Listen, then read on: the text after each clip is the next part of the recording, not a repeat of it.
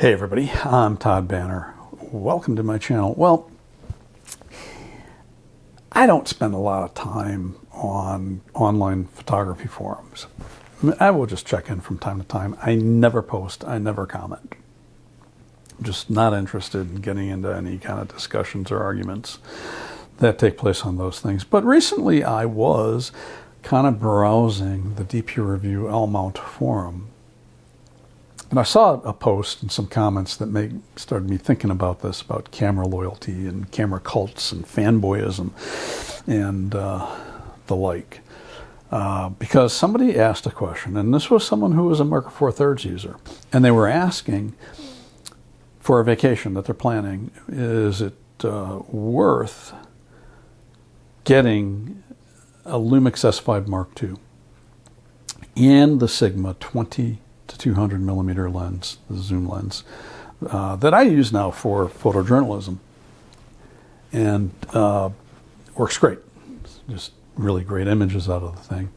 I tend not to use it as much personally, but they wanted to know, should they do that? Should they buy that setup rather than use their existing Micro Four Thirds equipment, which was an Olympus OM1, can't remember which version, and the Olympus 12 to 100 millimeter f4 lens, which it's a good lens. I've never used it, but everything I've seen, it's a good lens. It weighs almost as much as the 20 to 200 millimeter Sigma, according to a couple commenters.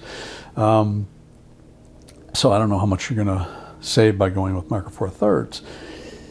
But the comment that caught my eye was somebody saying, don't ask this over on the Micro Four Thirds forum, the DP Review Micro Four Thirds forum, because you will have Olympus blind brand loyalists who, will ignore any of the advantages that full frame has and tell you to go with what your current setup is. My personal feeling is, if it's me and I have that setup, I'm not sure I'd spend the money on getting the S5 Mark II and the Sigma 20 to 200. I mean, I'm just not sure how much of an advantage in traveling you're going to have. I mean, 12 to 100 is still a pretty good range, right? That's 24 to 200 field of view equivalent.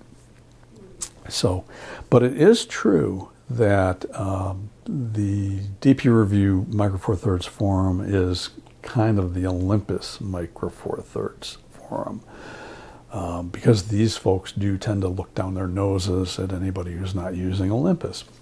Camera fanboyism is kind of cultish. It's kind of a cult. Modern cameras, no matter which of the major manufacturers produce them, are all pretty good. It's really hard to buy a bad camera these days. It's really hard to buy a bad lens these days. Even some inexpensive lenses are really, really good. So I think this whole thing is just kind of silly. If you think back to that video I did about 2 things that make you look like an amateur, and I had a comment from someone who just said, well, I use Hasselblad, and so everybody else looks like an amateur. I mean, I think you're missing the point. And I responded to that comment. I said, it's not the brush, it's the artist. Because I guarantee you there are tons of people who aren't using Hasselblads who are better photographers than a lot of the people using Hasselblads, or Leicas for that matter.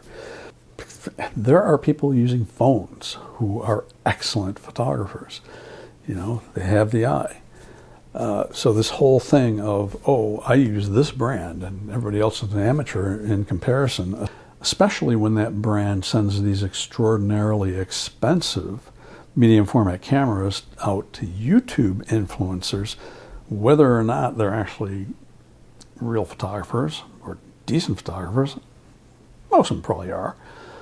But then banking on that if you have 100,000 subscribers, that there's going to be enough people in that subscriber pool and who are going to buy that expensive medium format camera just because that particular influencer is using it. 99% of the time you don't need medium format. You don't need a Hasselblad. There probably are specific things that you do need it for, like some still life type photography in commercial work where it's going to be used large. Perhaps. But for most people, waste of money. So I think the question that people have to ask themselves is, are you a photographer or are you a cult member? Because if you're a photographer, you accept that other people's equipment choices, although you might not feel that that's for you, are perfectly valid equipment choices. I know several professional photographers in my area. I don't know a one that uses Panasonic Lumix equipment.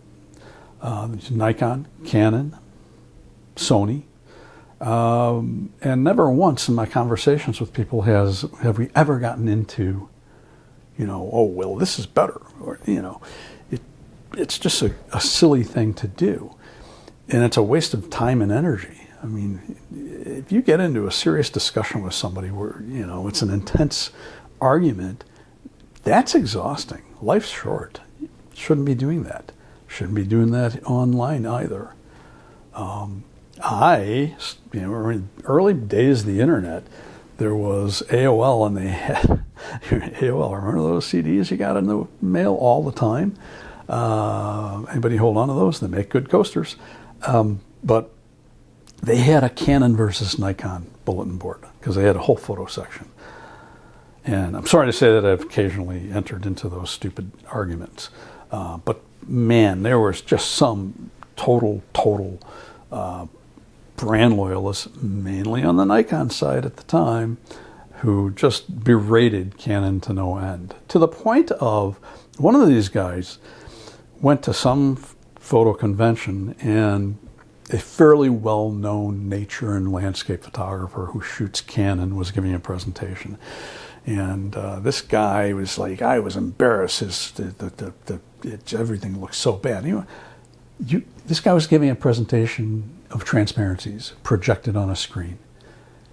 You cannot judge sharpness or image quality of a slide projected on a screen. You use a loop and a light box. That's how you do it.